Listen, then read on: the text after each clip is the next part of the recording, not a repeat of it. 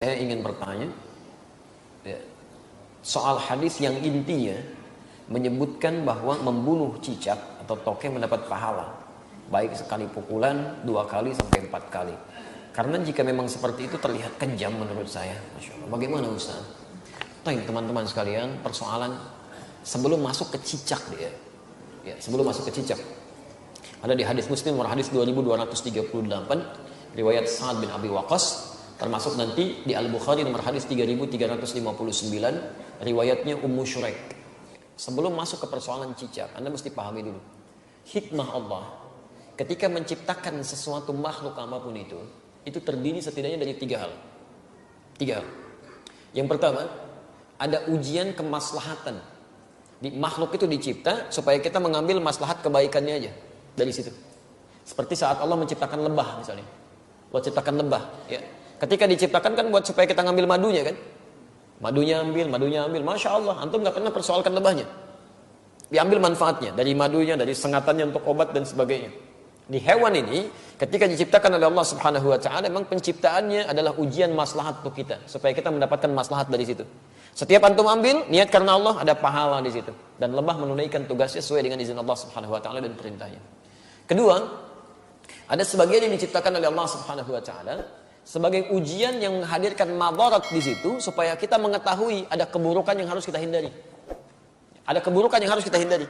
Misal, nyamuk diciptakan oleh Allah Subhanahu wa Ta'ala. Ketika diciptakan oleh Allah, mohon maaf untuk menunjukkan bahwa ada lingkungan yang kotor di situ. Yang tidak bagus. Ada penyakit yang harus dihindari.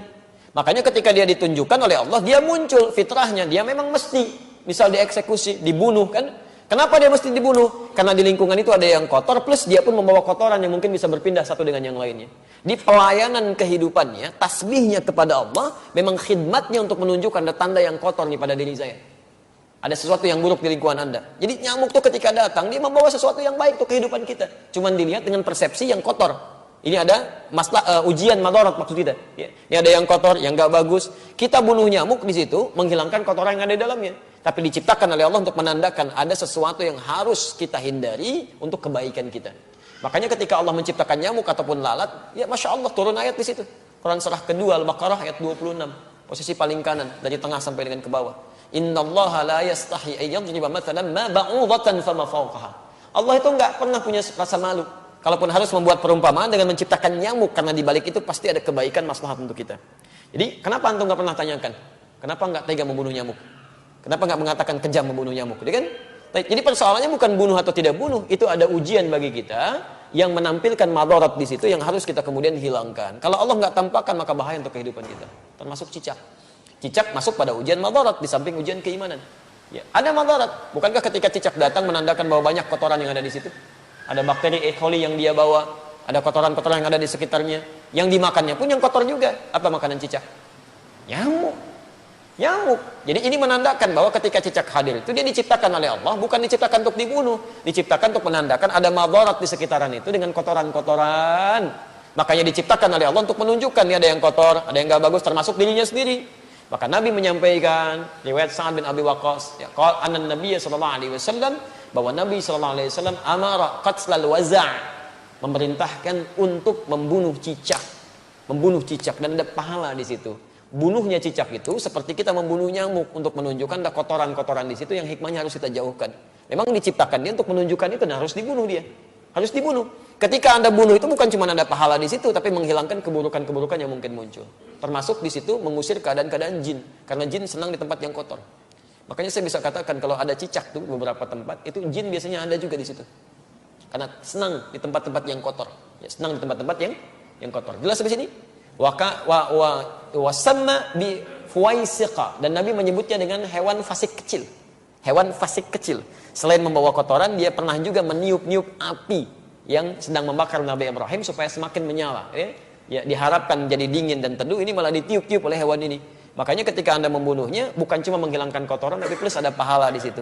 Pahalanya di situ dengan sekali pukul ada 100 kebaikan, kan? Berdasarkan hadis riwayat Al-Bukhari dari Ummu Syuraik nomor hadis 3359. Dan terbunuhnya cicak itu menghadirkan bagusnya kebaikan-kebaikan dengan menghilangkan kotoran yang ada di dalamnya. Jelas di sini? Di antum pahami dulu ini hikmahnya.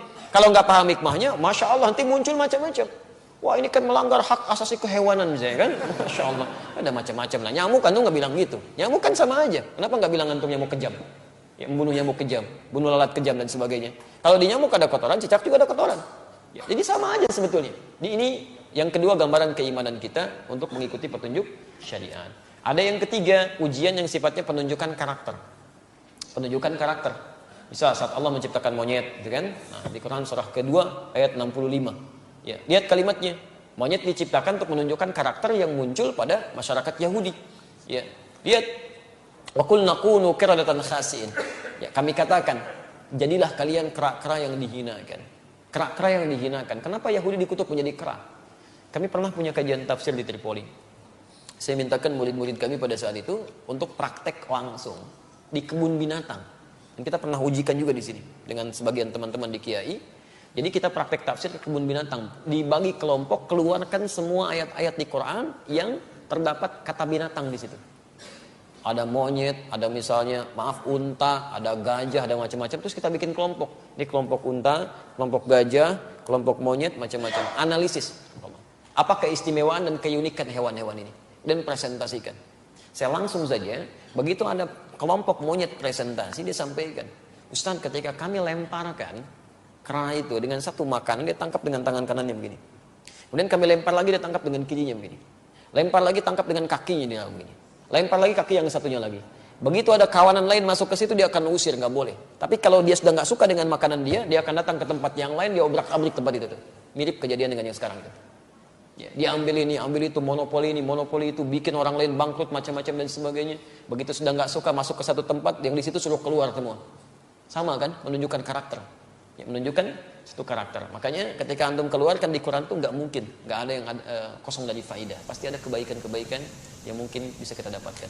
Ya, sama semua yang di laut, yang di atas itu semua bertasbih pada Allah Subhanahu Wa Taala. Hewan yang di darat, hewan yang di laut, ikan. Sebutkan jenis-jenis ikan, ya kan? Masya Allah, ikannya banyak tuh. Antum bisa sebutkan. Kenapa antum senyum? Macam-macam ya. Itu aneh-aneh aja. Jangan ingat yang nggak betul lah ya. Kasihan anak itu. Namanya Ahsan. Orang Semarang itu punya masalah dia ya, punya masalah di lisannya. Jangan dicela, kasihan. Ya, punya masalah di lisannya, kita harus doakan pada Allah Subhanahu wa taala. Dan kalau menemukan kesalahan dalam sesuatu hal, untuk anak khususnya dalam pendidikan di Quran, di sunnah, itu jangan minta diulang. Jelaskan kesalahannya. Man ra'a minkum munkaran falyughayyir bi yadihi aw bi lisani. Jadi kalau anak salah misalnya, coba sebutkan jenis-jenis nama ikan, ikan paus. Bukan ya, itu bukan paus. Kalau kamu sebutkan paus, itu tuh paus tuh paus, kan? Ikan tuh harusnya paus. Paus. Seketika sampaikan, bukan paus ya, paus. Maka dia mulai berkata, oh iya, paus. Langsung benarkan. Ya jangan minta diulang. Ulangi. Balik. Kita tidak berbicara yang lain ya. Ini dalam konteks kini tidak terkait dengan masalah-masalah yang muncul ya. Antum jangan pancing-pancing pertanyaan yang membuat resah nanti. Besok-besoknya jadi tersangkal ya kan. Semoga Allah rahmati kita semua.